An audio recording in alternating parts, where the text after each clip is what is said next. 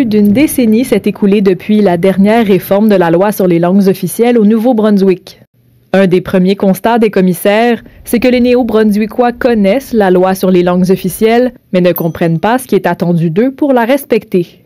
Plusieurs éléments des langues officielles étaient mal compris ou peut-être mal expliqués, évidemment, et que ça crée énormément de confusion. Il déplore que la confusion entourant le bilinguisme crée des frustrations de part et d'autre des deux communautés linguistiques. Le rapport suggère que le climat de tension et de méfiance entre les anglophones et les francophones devrait être abordé dès maintenant. La première action à faire, c'est de mettre en place un ministère des langues officielles avec un sous-ministre qui relèverait directement du premier ministre. En ce moment, seul le premier ministre est chargé de l'application de la loi sur les langues officielles. Les commissaires estiment qu'un ministère pourrait clarifier plusieurs éléments de la loi et s'assurer ainsi de mieux la faire respecter. J'espère qu'on mettra cette recommandation en place le plus rapidement possible parce que, selon moi, c'est là où on est rendu.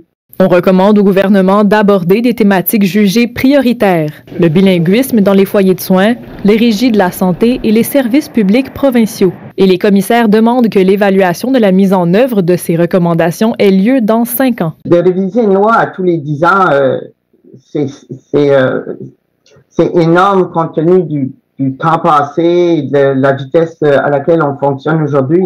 La prochaine étape est donc la mise en œuvre de ce rapport qui est attendu de pied ferme par les deux commissaires. C'est maintenant au gouvernement d'examiner ou de prendre connaissance de notre rapport et de mettre en place les recommandations que nous, on propose, je l'espère. Et Sarah, comment est accueilli le rapport?